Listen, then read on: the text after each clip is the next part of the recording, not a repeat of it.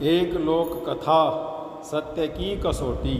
एक राज्य में वीरभद्र नाम का एक डाकू रहता था। वह बड़ी ही क्रूर प्रकृति का था। डाका डालते समय उसके आगे बूढ़ा, बच्चा, स्त्री, पुरुष जो भी आता वो उसकी निर्मम हत्या करने में नहीं चूकता था। इसलिए उसका आतंक दूर दूर तक फैल गया। वहाँ के राजा ने कई बार उसे पकड़ने की चेष्टा की पर असफल रहा। इस वजह से भी उस डाकू का साहस बढ़ता गया। भले ही उसमें बहुत से दुर्गुण थे, पर एक गुण यह था कि अपने द्वार पर आए हुए अतिथि का सत्कार कर उसकी सेवा करके उसकी सभी इच्छाओं की पूर्ति करता था। इसके अलावा वह अपंग और निर्धन लोगों की समय समय पर सहायता करता था। उनके प्रति उसका व्यवहार देख कर सबको आश्चर्य होता कि जो वीरभद्र डाका डालते समय क्रूर हो उठता है, वो अतिथि पर दयावान और विनीत कैसे हो जाता है। एक दिन उस नगरी में पुरी, बदरिका आश्रम, द्वारिका और रामेश्वर इन चारों धामों की यात्रा करके एक साधु आए। रात होने वाली थी, इसलिए उन्होंने सोचा कि आज की रात किसी ब्राह्मण के यहाँ काटी जाए। वह एक गरीब ब्राह्मण के घर पर गए और रात भर वहाँ रुकने के लिए कहा। ब्राह्मण यह सुनकर बहुत प्रसन्न हुआ और अंदर जाकर अपनी पत्नी से साधु को भोजन कराने की बात कही तो उसकी आंखों में अश्रुधारा बहने लगी। ब्राह्मणी ने गदगद स्वर में कहा, हम बड़े अभागे हैं कि द्वार पर आए हुए अतिथि को एक चून पेट भर भोजन नहीं करा सकते। इस समय केवल 2 रोटियां बची हुई हैं जिन्हें मैंने बच्चों के लिए रख दिया है। बच्चे आज भूखे रह सकते हैं। हमें साधु की भोजन कराकर धर्म की रक्षा करनी चाहिए। साधु ने पति पत्नी की बात सुनकर सोचा कि इस अन्न को खाने से पाप लगेगा, यहाँ ठहरना उचित नहीं है। ब्राह्मण हाथ पांव धोने के लिए बड़े लोटे में जल भर कर लाया तो साधु ने उससे कहा, बच्चा, मैं तुम लोगों की बातें सुन ली है। बच्चे भगवान के अवतार होते हैं, उनका हिस्सा मैं कैसे खा सकता हूँ। तुम यह बताओ कि आसपास कोई धनी व्यक्ति रहता है। ब्राह्मण ने हाथ जोड़कर कहा, महाराज, यहाँ मोहल्ले में सबसे धनी व्यक्ति वीरभद्र नामक डाकू है, लेकिन आप यह क्यों पूछ रहे हैं। साधु तत्काल बोले, बेटा, मैंने निश्चय किया है कि आज उसी के यहाँ रहूँगा। यह बात सुनकर ब्राह्मण ने विनती की, आपका उसके यहाँ जाना उचित नहीं। उसके सिर सैकड़ों हत्या का पाप चढ़ा है, इसीलिए वह बहुत दान पुण्य करता है। आप रात्रि भर यहाँ रहें और रूखा सूखा भोजन खाकर विश्राम करें। यह हमारा धन्य भाग्य है कि हमें आपकी सेवा करने का अवसर मिला है। लेकिन साधु रुका नहीं और अपना कमंडल उठाते हुए उसने कहा, मैं फिर कभी तुम्हारे यहाँ अवश्य आऊँगा। मैं तुम्हारे आतिथ्य से संतुष्ट हूँ। यह कहकर साधु उसे आशीर्वाद देकर चला गया। साधु कुछ देर बाद वीरभद्र की ऊंची अट्टालिका पर पहुंचा और दरबान से बोला, बेटा, अपने मालिक से जाकर कह दो कि एक साधु द्वार पर बैठा हुआ उनकी प्रतीक्षा कर रहा है। वीरभद्र के यहाँ आज तक कोई साधु संत नहीं टिका था।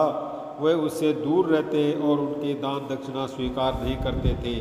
उसने मन में सोचा कि हो न हो कोई भेदिया साधु के भेष में आया है।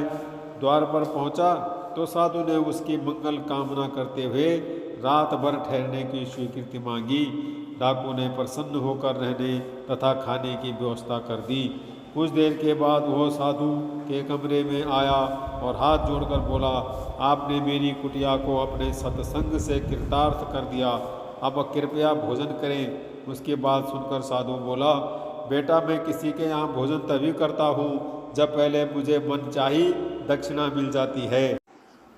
वीरभद्र ने सोचा कि साधु महात्मा अधिक से अधिक कमंडल, लंगोटी, आध पाव गांजा और एक कंबल ही तो मांगेगा। अतः उसने कहा, महाराज, आप जो भी दक्षिणा कहेंगे मिल जाएगी। वीरभद्र के यहाँ से आज तक कोई असंतुष्ट होकर नहीं लौटा है। साधु ने मुस्कुराकर कहा, मेरे लिए भोजन से अधिक दक्षिणा का महत्व होता है। डाकू बोला, महाराज, आप अतिथि और फिर संत हैं। आप जो चाहें मांग ले, उसके बाद चलकर भोजन करें। साधु ने कहा, बेटा, पहले वचन दो कि जो कुछ मांगूंगा वही दोगे। वीरभद्र छाती फुलाकर बोला, मैंने आज तक कभी अतिथि से झूठा वादा नहीं किया है। आप जो मांगेंगे वह मैं आपकी सेवा में उपस्थित कर दूंगा। इस आश्वासन को पाकर साधु सरलता से बोला, वीरभद्र, पहले वचन दो कि आज से कभी झूठ नहीं बोलोगे। यह मेरी दक्षिणा है। साधु की बात सुनकर डाकू ने सोचा कि यह संत कितना मूर्ख है। यह चाहता तो आज मेरी पूरी संपत्ति मांग लेता, पर उसने मांगी भी तो क्या चीज़। उसने गंभीरता से कहा, महाराज, आपकी बात स्वीकार है, आज से कभी झूठ नहीं बोलूँगा। इसके बाद साधु ने जाकर भोजन किया और रात्रि भर विश्राम करने के बाद सुबह को अपनी राह चल दिया। अब वीरभद्र साधु को दिए वचन के अनुसार सच बोलने लगा, लेकिन इसके कारण उसका डाका डालना बंद हो गया। कुछ महीनों के बाद उसकी संचित पूंजी समाप्त हो गई तो वह बहुत चिंतित हुआ। उसके साथियों ने भी धीरे धीरे उसका साथ छोड़ दिया और अपना नया गिरोह बना लिया। वह उसको साधु का चेला कहते, मखौल उड़ाते। इस भांति वीरभद्र का जीवन ही बदल गया। अब कोई आय न होने के कारण वह बहुत चिंतित रहने लगा। एक दिन उसने अपनी परिस्थिति पर विचार कर सोचा कि उसने साधु से सच बोलने के लिए ही कहा है। यह वचन तो नहीं दिया था कि डाका नहीं डालेगा, अतः क्यों न फिर से डाका डाला जाए। बड़ी देर तक सोचने विचारने के बाद उसने निश्चय किया कि डाका डालकर कुछ धन एकत्र कर लिया जाए। उसने पहले के डाके में लूटी हुई एक राजा की पोशाक निकालकर पहन ली। संध्या को घोड़े पर सवार हुआ और मध्य रात्रि को राजधानी जाकर राजमहल में पहुंचा। बड़े फाटक के पास एक खूंटी पर घोड़ा बांधकर उसने पहरेदारों से फाटक खोलने के लिए कहा। उन लोगों ने पूछा, आप कौन हैं? उसने मुस्कुराकर उत्तर दिया, मैं एक डाकू हूँ और यहाँ चोरी करने के लिए आया हूँ।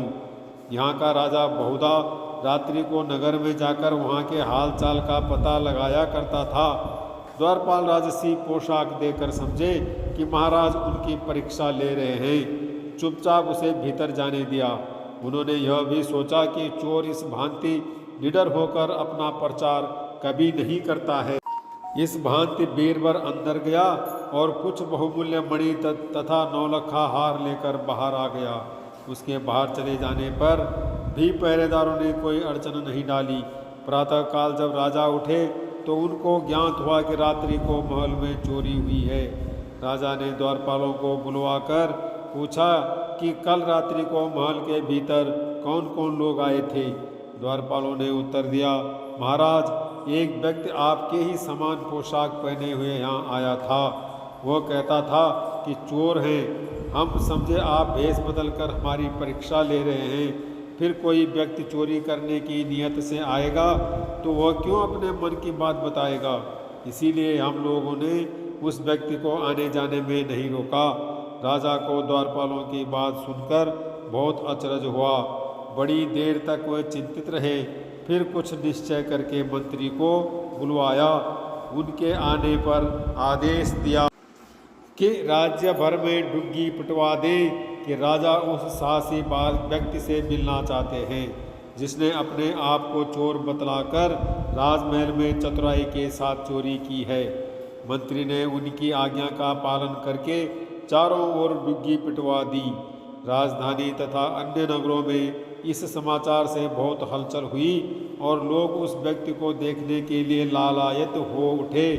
वीरभद्र ने राजा की घोषणा सुनी तो उसने वही राजसी पोशाक निकालकर पहनी और राजा के दरबार में सम्मिलित होने के लिए रवाना हो गया। राजमहल में पहुंचकर अपने आने की सूचना दी। राजा ने तुरंत ही उसे सम्मानपूर्वक दरबार में लाने की आज्ञा दी। वीरभद्र वहां पहुंचा और उसने राजा का अभिवादन किया। महाराज उसे देखकर दंग रह गए और क्रोधित होकर पूछा कि वो यहाँ क्यों आया है। वीरभद्र ने कहा, राजन, मैं वही चोर हूँ जिसने परिस्थितिवश आपके महल में चोरी की। मैंने एक साधु को वचन दिया है कि सदा सच बोलूँगा, इसीलिए पहरेदारों को अपना इरादा बता दिया था। राजा उसकी सच्चाई पर मुग्ध हो गया। वीरभद्र ने पूरी कहानी सुनाई और साधु वाली घटना विस्तार से बताई। वीरभद्र से पूरी कथा सुन लेने के बाद राजा उसकी सच्चाई से बहुत प्रभावित हुए। उन्होंने वीरभद्र को 7 गांव जागीर में दिए ताकि वो अपने परिवार का पालन पोषण करने के लिए भविष्य में चोरी न करनी पड़े। वीरभद्र ने राजा की बातें सुनकर उनसे निवेदन किया कि आगे वह एक ईमानदार नागरिक की भांति जीवन व्यतीत करेगा।